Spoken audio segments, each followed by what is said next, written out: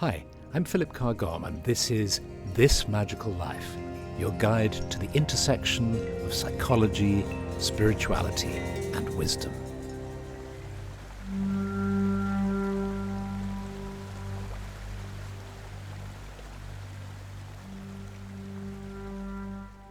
Hopefully we feel at home, but there are also places we can go to on the earth which feel particularly home-like for some reason. Who knows why? Is it a past life? Is it the geomagnetic fields? Is it something to do with your story or your destiny? For me, Bulgaria is one of those places. There was a time over about a 14-year period where I would go every year to Bulgaria. And it was, in fact, here that I put together the first guess in the course. For those of you who've taken or are taking the Bardic grade, those early guessi were put together in a tiny wooden hut in the snow in Bulgaria. And so it holds a special place in my heart, and I'm so glad to be back here, even though it's pouring with rain at the moment as we speak. And the lovely thing about Bulgaria is there are lots of mountains in Bulgaria. And so the mountains have this tremendous elevating effect. There's a sense of stability and connection to the earth here. So very grounded and stable. But also mountains, of course, reach up to the heavens. So there's a kind of connection with the sky as well. And they come together here. So let's take a journey to the mountains in a minute. Those of you who have taken the Bardic grade or have started the course with Obod will know of how central the concept of Awen is, of inspiration, is to us as Druids. There's something about receiving inspiration that feels transpersonal. It feels beyond the ego, beyond us in some way, and it flows through us. And in flowing through us, it gives us a tremendous feeling of being fully present and in the moment and in the flow, but also in some other way of having stepped out of the way.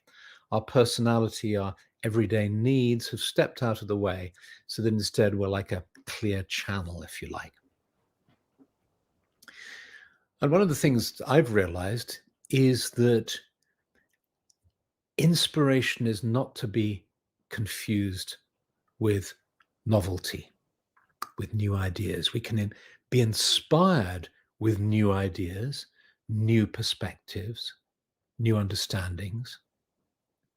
But we can also be inspired by old ideas, by ancient teachings. We can be inspired by looking at something that isn't new to us at all, like a river or a tree or a mountain. And this distinction between novelty and inspiration can be helpful, because one of the things that we can do when we try to be creative is we try to find something new. We go into a bookshop and we see 1,000 books and we think, well, what can I say that is new that nobody's ever heard before? Faced with a blank canvas, we want to paint something that nobody's ever seen before. So it's quite easy to confuse novelty, newness with inspiration, but they're different things. Sometimes they coincide, and we're truly inspired to bring something new into the world. But sometimes we're inspired by old things, by something somebody else has said, by something somebody else has done or given to the world. Can you hear the thunder? So, sharing that thought, I'd like to suggest that we go on a meditation now. So if you're up for it, let's just first tune in to the fact that we're both on our own in our individual places all over the world, but also we're together in this place now, in this, we call it virtual space, but perhaps we could call it otherworldly space too, different worldly place. We are together. And in being together, we share a field of consciousness. And more it seems that those of us who are drawn to spiritual ideas are drawn to being together, to make pools, fields of consciousness. And these fields can be infused with love and light and can influence the wider world.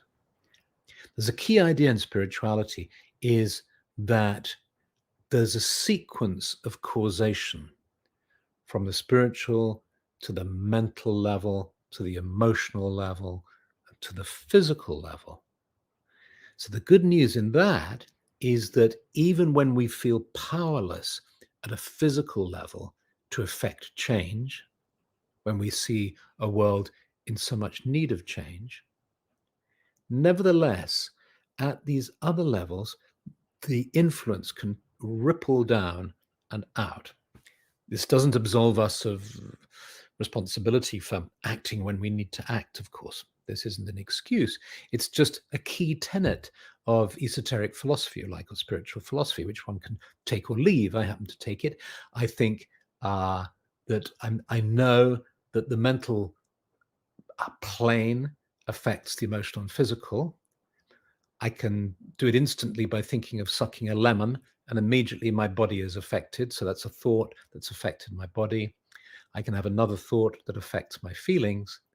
And if I tune in at a deeper level, in a meditative way, spiritual way, if you like, I know that that affects the thoughts that I have, the feelings that I have, and the way my body feels and my behaviors. And so by coming together in this way, we can perhaps be of value in the world and of value to ourselves, if only at the simplest level, for our peace of mind, our sense of calm and stability. And so let's tune in to being fully present here and now in front of our screens. And even as we do that, our sense of the screens and the walls and floor and ceiling around us begin to fade as we become aware of being together in the sacred grove. The earth beneath us, the trees around us, and the stars and sky above us. And you tune into the earth and you feel how alive the earth is, how it brings a sense of stability and healing.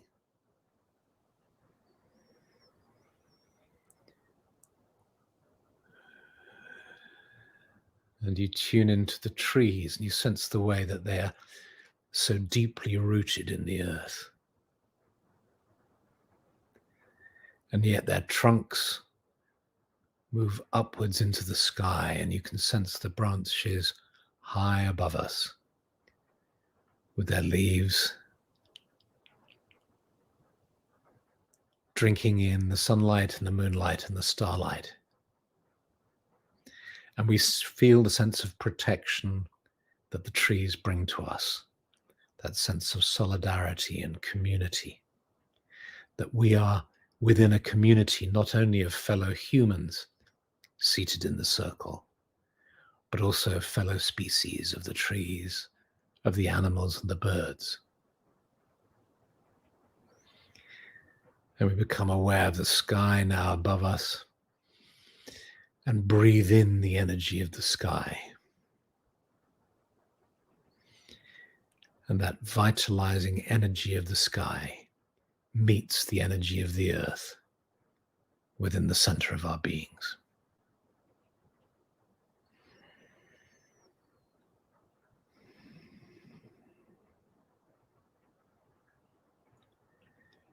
And I'm going to invite you now, if you wish, to follow me down a little path. Or don't even follow me, actually, just take a little path. One of the magics of doing these meditations is one both senses the solidarity of everybody being together, yet you can experience the experience on your own. So just imagine now taking the path and walking through the forest up towards the tree line, going through the forest, smelling the forest, sensing the creatures and the sense of the spirit of the forest with you. And the spirit of the forest blesses you.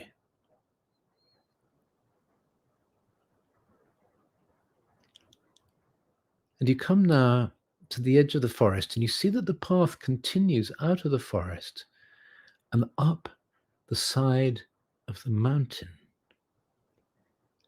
It's one of those lovely mountains that you can walk up. The path is quite steep, but you don't need any equipment. You can just go easily up this path. And you can feel the cool breeze, and you can see now the snow. And if it's been nighttime, imagine that the dawn is breaking, and there's this pink and golden light on the snow as the day begins, and you walk up to the snow line.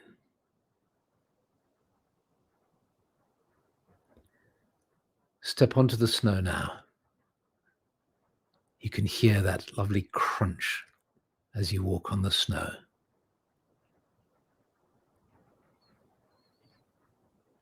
You walk up. Maybe you're getting to the top of the mountain or to a high part of the mountain. Walking on it. It's got the perfect spot that's just waiting for you. Just a field of white snow with the light of the dawn playing on it. Face the sun. And if you like, you can make the figure of the star by just stretching out your legs a bit and stretching out your arms. You can try moving your left palm so that it faces upwards, your right palm facing down. See how that feels. Maybe you want both palms facing outwards. That's fine too. Try it now, turning your palms like little solar panels to the sun. Just drinking in the warmth and the sunlight. Close your eyes. And then you remember that thing you did as a kid, or you might have done as a kid, where you just trust the softness of the snow behind you and you drop back into a star shape on the ground. The ground is gently sloping, so you're still facing the sun. And so you feel the cool snow behind you, the warm sun on your body.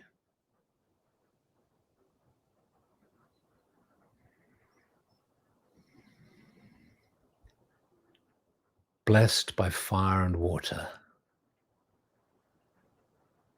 by earth and air. You are blessed by the fire of the sun, the water of the snow, the earth of the great solid mountain beneath you, the cool fresh air that you breathe in deeply.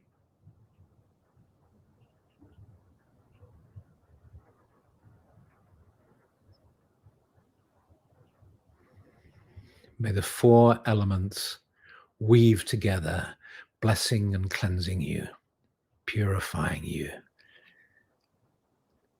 making you whole and healthy again. May the healing powers of the elements bless us with their energy.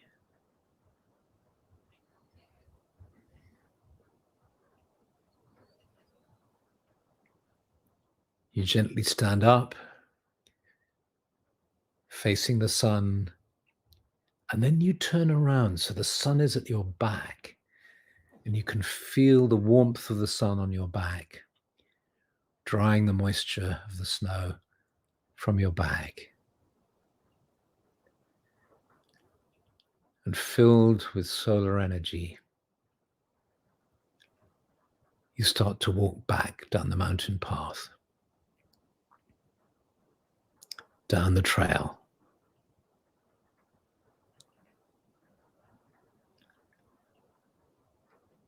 hearing the crunch of the snow beneath your feet.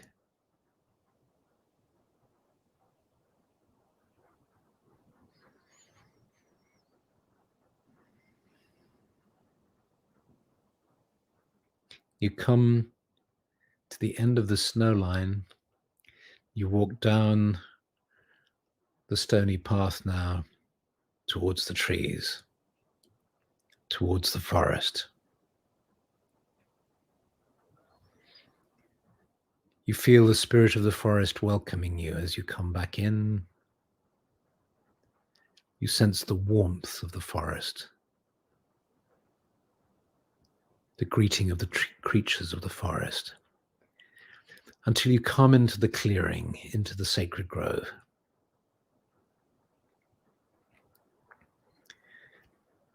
You take your seat in the circle. You close your eyes, your inner eyes, sensing yourself in the sacred grove, connected to the earth and the sky, the trees around you.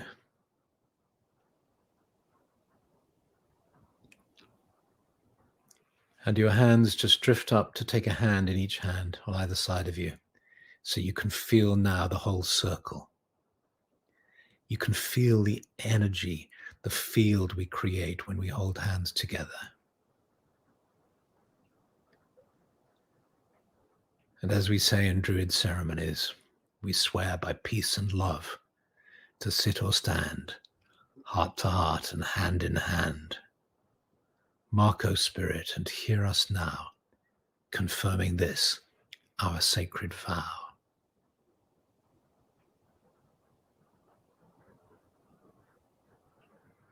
Feeling the warmth and the love in the circle, you gently squeeze each hand, the hand to either side of you.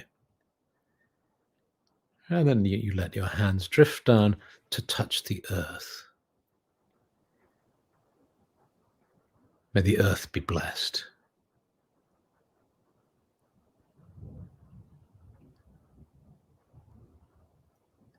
May all life be blessed. And then you move your hands up to your heart. And with your hands at your heart, you ask that your life might be blessed.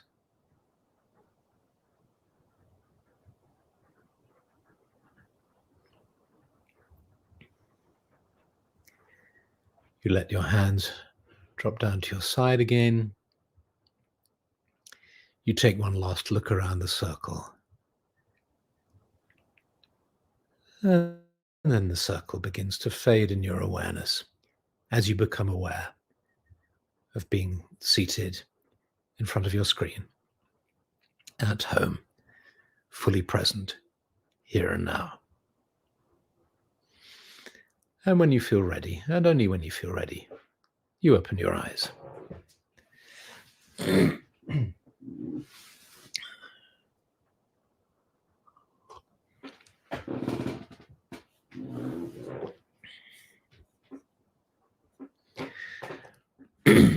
Well, that was lovely to meditate with you. That felt really good and strong and peaceful. When I was coming to Bulgaria a lot, I was in touch with a group of wonderful spiritual mentors and guides and friends. And they taught me a lot about spirituality. And I would listen intently to all sorts of discussions about astrology and esoteric philosophy. But what stands out for me so strongly is simply the encounters with these friends, sitting by a stream, looking out across the mountains, being in nature together. The times when we would just sit in silence, perhaps, and would close our eyes for moments just to absorb the beauty of the landscape. Those experiences, in the final analysis, taught me more than all the theory, all the esoteric philosophy, even though that was very interesting and helpful too. And that's reassuring, isn't it? It means that if we can't remember stuff, if our memory can't hang on to details of particular teachings, that's okay, because it's that intangible essence of life, of relationship, of connection, that's the important thing. So thank you so much for being you, for being here, for us being together. Much love and many blessings. That's all for this episode of This Magical Life. If you enjoyed it, don't forget to subscribe and share with friends.